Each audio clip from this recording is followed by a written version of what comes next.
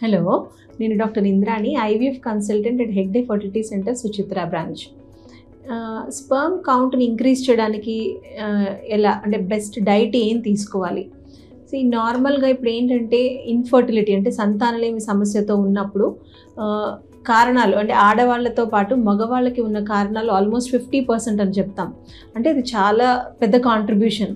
So యూజువల్గా ఈ male ఫర్టిలిటీతో problems ఉన్న వాళ్ళల్లో చాలా వరకు ఈ కౌంట్ కానీ మొటిలిటీతో కానీ లేదా మార్ఫాలజీతో కానీ ప్రాబ్లమ్స్ అంటే ఇదన్నీ మనము సెమెన్ అనాలిసిస్ ద్వారా చెక్ చేస్తాము.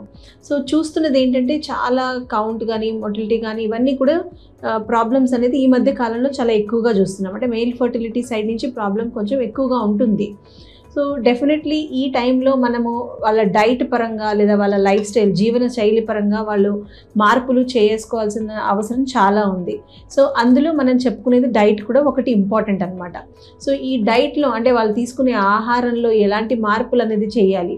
సో మామూలుగా ఏంటంటే ఇప్పుడు మెయిన్గా స్పర్మ్ క్వాలిటీ కానీ లేదంటే కౌంట్ కానీ ఇవన్నీ బాగుండడానికి కొన్ని ఇంపార్టెంట్ విటమిన్స్ మినరల్స్ అవన్నీ అవసరం అనమాట. అందులో చెప్పుకునేది జింక్ అనేది చాలా ఇంపార్టెంట్ అంటాం, అలాగనే సెలీనియం అంటాము, తర్వాత vitamin C, vitamin E and then vitamin D, అలాగనే B12 and then folic acid. So ఇవన్నీ కూడా చాలా ఇంపార్టెంట్. సో ఇవన్నీ కూడా మామూలుగా మనము రోజు వాడుకునే వాటిల్లోనే చక్కగా అన్నీ దొరుకుతాయి అన్నమాట. సో ఆకుకూరలు తీసుకోవాలి. ఫోలిక్ యాసిడ్ అనేది చాలా ఎక్కువ ఉంటుంది గ్రీన్ లీఫీ వెజిటబుల్స్లో. అలాగే బి కాంప్లెక్స్ కూడా ఎక్కువగా ఈ గ్రీన్ లీఫీ వెజిటబుల్స్లో ఉంటాయి. అలాగే ఎగ్ యోక్ చాలా ఇంపార్టెంట్, అందులో B12 ఉంటుంది, ఫోలేట్ ఉంటుంది. ఇవన్నీ కూడా చాలా ఇంపార్టెంట్ క్వాలిటీ స్పర్మ్కి కౌంట్ మొటిలిటీ ఇంప్రూవ్ కావడానికి. అట్లనే జింక్ ఇవన్నీ కూడా పప్పు దినుసులు ఉంటాయి, హోల్ గ్రెయిన్స్ అంటాం, వాటిల్లో చాలా ఎక్కువగా ఉంటుంది. అలాగే నట్స్ ఇంపార్టెంట్. అలాగే ఫ్రూట్స్లో ఎక్కువగా బెర్రీస్ అంటాం, అంటే స్ట్రాబెర్రీస్ దెన్ బ్లూబెర్రీస్ ఇలాంటివన్నీ వాటిల్లో. తర్వాత అలాగనే డ్రై ఫ్రూట్స్ అంటే నట్స్ అని అంటాము, అందులో వాల్నట్స్లో, తర్వాత బాదాము, తర్వాత జీడిపప్పు, పిస్తా ఇలాంటి వాటి అన్నిటిలో.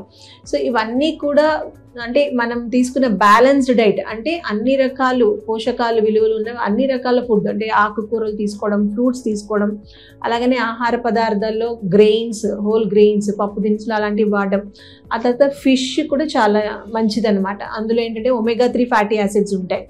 అండ్ దెన్ ఇవన్నీ కూడా ఈ స్పర్మ్ క్వాలిటీ అవన్నీ. తర్వాత సీ ఫుడ్ చాలా మంచిదని చెప్తారు. అలాగే ఇంకా వేరే ఆహార పదార్థాలు ఏవైతే ఉన్నాయో ముందండి చెప్పుకున్నాము అలాంటివన్నీ కూడా విటమిన్ సి, విటమిన్ ఈ వీటిలో ఏంటంటే యాంటీ ఆక్సిడెంట్స్ ఉంటాయి. అంటే కొంతవరకు స్ట్రెస్ ఏదైతే ఉంటుందో ఆ స్ట్రెస్ని తగ్గించడానికి ఇవన్నీ కూడా చాలా హెల్ప్ చేస్తాయి అన్నమాట. Thank you.